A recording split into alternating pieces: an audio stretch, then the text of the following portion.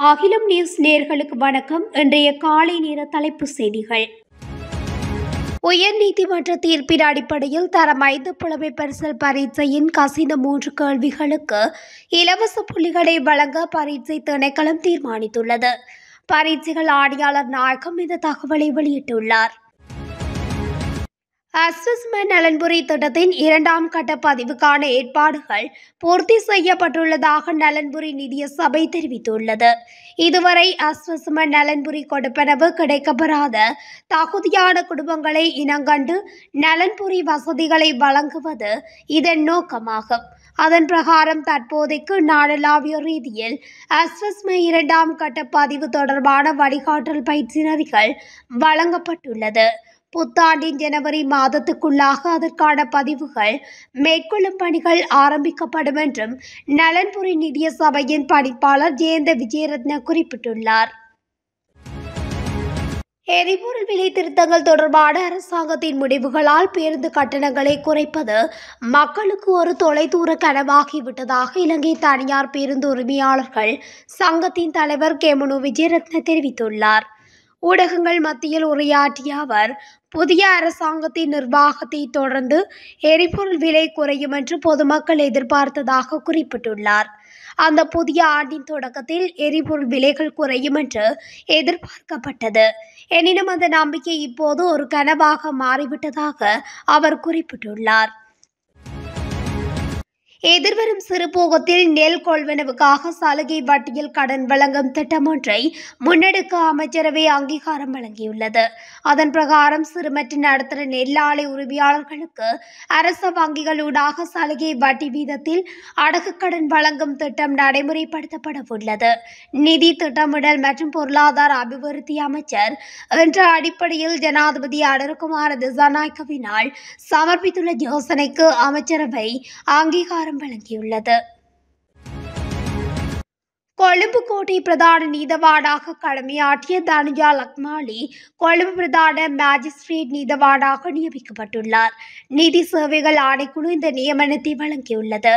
கொழும்பு பிரதான நீதவானாக கடமையாற்றிய திலினகமகே மொரட்டுவை மாவட்ட நீதிபதியாக பதவி உயர்வு பெற்றுள்ள நிலையில் இந்த நியமனம் வழங்கப்பட்டுள்ளது. புத்தாண்டை கொண்டாடிய பின்னர் வீடு திரும்பிய 39 வயதுடைய தாயும் அவரது 6 வயது மகனும் ரயிலில் மோதுண்டு படுகாயமடைந்த நிலையில் வெந்தோட்டை வைத்தியசாலையில் அனுமதிக்கப்பட்டுள்ளதாக வெந்தோட்டை போலீசார் தெரிவித்துள்ளனர். வெந்தோட்டை பகுதியில் வசிக்கும் தாயும் மகனும் செவ்வாய்க்கிழமை இரவு வெந்தோட்டை கடற்கரையில் இடம்பெற்ற வான வேடிக்கையை கண்டுகளித்துவிட்டு குடும்பத்துடன் வீடு திரும்பிக் கொண்டிருந்த போதே இவ்விபத்து இடம்பெற்றுள்ளதாக போலீசார் குறிப்பிட்டுள்ளனர். இன்று முதல் தமிழகத்தின் நாகப்பட்டினத்தில் இருந்து காங்கேசன்துறைக்கான பயணிகள் கப்பல் போக்குவரத்து சேவை மீண்டும் ஆரம்பிக்கப்பட உள்ளது. சீரற்ற காலநிலை காரணமாக தற்காலிகமாக நிறுத்தப்பட்டிருந்தது. இந்த நிலையில் நிலவும் காலநிலையை கருத்தில் கொண்டு கப்பல் போக்குவரத்தை மீண்டும் ஆரம்பிப்பதற்கு தீர்மானிக்கப்பட்டுள்ளதாக குறித்த கப்பல் நிறுவனத்தின் முகாமைத்துவ பணிப்பாளர் சுந்தரராஜன் தெரிவித்துள்ளார். இலங்கையில் உள்நாட்டு டயர் ஒன்றின் விலையை கணிசமான அளவில் குறைப்பதற்கு உள்ளூர் டயர் உற்பத்தியாளர்கள் இணக்கம் தெரிவித்துள்ளதாக வர்த்தக அமைச்சர் வசந்த சமரசிங்க தெரிவித்துள்ளார். உள்நாட்டு டயர் உற்பத்தியாளர்கள் சங்கத்துடன் வர்த்தக அமைச்சில் நேற்று இடம்பெற்ற கலந்துரையாடலின் போதே அவர்கள் இந்த இணக்கத்தை வெளிப்படுத்தியதாக அமைச்சர் தனது முகநூல் பதிவில் தெரிவித்துள்ளார். நாட்டில் உற்பத்தி செய்யப்படும் டயர்கள் உள்ள நிலையில் வெளிநாடுகளில் இருந்து டயர்களை இறக்குமதி செய்வதன் மூலம் நாடு பாரிய அளவில் அந்நிய செலாவணியை இழந்துள்ளதாக டயர் உற்பத்தியாளர்கள் சுட்டிக்காட்டியுள்ளனர். நேற்று காலை 6 மணியுடன் நிறைவடைந்த கடந்த 24 மணித்தியால காலப்பகுதியில் போக்குவரத்து விதிகளை மீறிய 7264 சாரதிகளுக்கு எதிராக நடவடிக்கை எடுக்கப்பட்டுள்ளதாக காவல்துறையினர் தெரிவித்தனர். அவர்களில் மது போதையில் வாகனம் செலுத்திய 529 சாரதிகளுக்கும் கவனக்குறைவாகவும் ஆபத்தான முறையில் வாகனம் செலுத்திய 57 சாரதிகளுக்கும் அதிவேகமாக வாகனம் செலுத்திய 54 சாரதிகளுக்கும் போக்குவரத்து விதிகளை மீறிய 1057 சாரதிகளுக்கும் உரிமத்தை மீறிய 614 சாரதிகளுக்கும் ஏனைய போக்குவரத்து விதிகளை மீறிய 4953 சாரதிகளுக்கு எதிராகவும் சட்டம் அமல்படுத்தப்பட்டுள்ளது. வவுனியா பாவற்குளம் பகுதியில் சைக்கிள் ஒன்றின் மீது தனியார் பேருந்து மோதியதில் 7 வயது சிறுவன் ஒருவர் உயிரிழந்துள்ளார். வவுனியா பாவற்குளம் படிவம் 2 பகுதியில் பேருந்து சாரதி பேருந்தை நிறுத்திவிட்டு மீண்டும் சேவையில் ஈடுபடுவதற்காக பேருந்தை செலுத்தியுள்ளார். அப்போது சைக்கிளில் பயணித்த 2 சிறுவர்கள் வீதியை கடக்க முற்பட்ட போது பேருந்துடன் மோதி விபத்துக்குள்ளாகியுள்ளார்கள். இதில் சைக்கிளில் பயணித்த 7 வயதுடைய அப்துல் மஜீத் உமர் என்ற சிறுவன் உயிரிழந்துள்ளார். தலாபு போலீஸ் பிரிவுக்குட்பட்ட பிந்துன்கட பகுதியில் தாயொருவர் தனது சிறு குழந்தையை கொன்றதுடன் அவளும் தற்கொலை செய்து கொண்ட சம்பவம் ஒன்று பதிவாகியுள்ளது.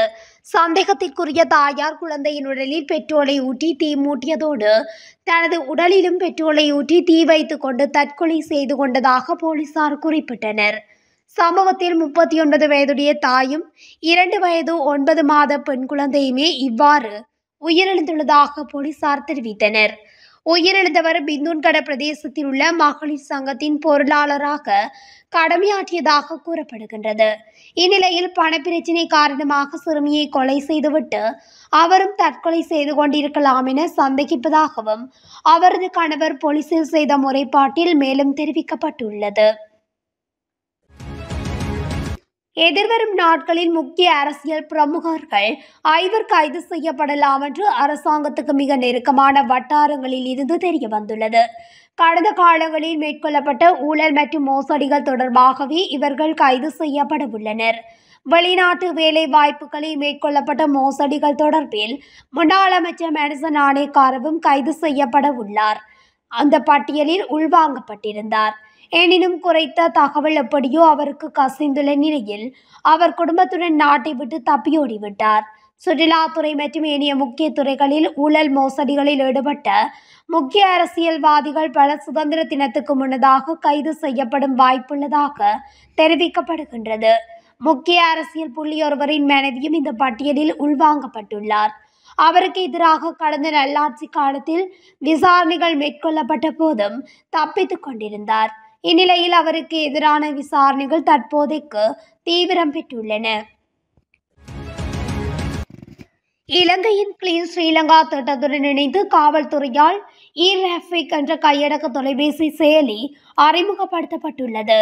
நேற்று போலீஸ் தலைமையகத்தில் வைத்து பதில் போலீஸ் மாதிபர் சட்டத்தரணி பிரியந்த வீரசூரியவினால் இந்த செயலி அறிமுகப்படுத்தியுள்ளது. இதன்படி இந்த செயலி மூலம் பொதுமக்கள் போக்குவரத்து விதிமீறல்கள் தொடர்பில் உடனடியாக முறைப்பாடு தெரிவிக்கலாம். இலங்கை வரலாற்றில் வேலைவாய்ப்புக்காக அதிகளவானோர் நாட்டில் இருந்து புறப்பட்ட ஆண்டாக 2024ஆம் ஆண்டு பதிவாகியுள்ளதாக வெளிநாட்டு வேலைவாய்ப்பு பணியகம் தெரிவித்துள்ளது. இதற்கு முன்னர் 2022இல் அதிகளவானோர் வெளிநாட்டு வேலைவாய்ப்புக்காக புறப்பட்டதாக தரவுகள் பதிவாகியுள்ளதாக சுட்டிக்காட்டப்படுகின்றது. கடந்த 2019இல் 2024 வரையான 6 வருடங்களில் மொத்தம் 1.3 மில்லியன் பேர் வெளிநாட்டு வேலைகளுக்காக வெளியேறியுள்ளதாக தெரிவிக்கப்பட்டுள்ளது. கிழக்கு மற்றும் ஊவா மாகாணங்களிலும் மாத்தளை, நுவரெலியா, பொலனறுவை, ஹம்பாந்தோட்டை மற்றும் மாத்தறை மாவட்டங்களிலும் அவ்வப்போது மழை அல்லது இடியுடன் கூடிய மழை பெய்யும் என எதிர்வு கூறப்படுகிறது. வளிமண்டலவியல் திணைக்களம் இன்று வெளியிட்டுள்ள அறிக்கையில் இதனை தெரிவித்துள்ளது. கிழக்கு மற்றும் ஊவா மாகாணங்களிலும் மாத்தளை, நுவரெலியா மற்றும் ஹம்பாந்தோட்டை மாவட்டங்களிலும் சில இடங்களில் 100 மில்லிமீட்டருக்கு மேல் பலத்த மழை பெய்யக்கூடும். மேல் சப்ரகமுவ மாகாணத்திலும் காலி மாவட்டத்தில் சில இடங்களில் 75 மில்லிமீட்டருக்கும் அதிகபட்சமாக பலத்த மழை வீழ்ச்சி பதிவாகக்கூடும். இத்துடன் அகிலம் நியூஸின் இன்றைய காலை நேர தலைப்பு செய்திகள் நிறைவடைகின்றன. தொடர்ச்சியாக செய்திகளை அறிந்து கொள்ள அகிலம் நியூஸ் ஊடகத்துடன் இணைந்திருங்கள். நன்றி, வணக்கம்.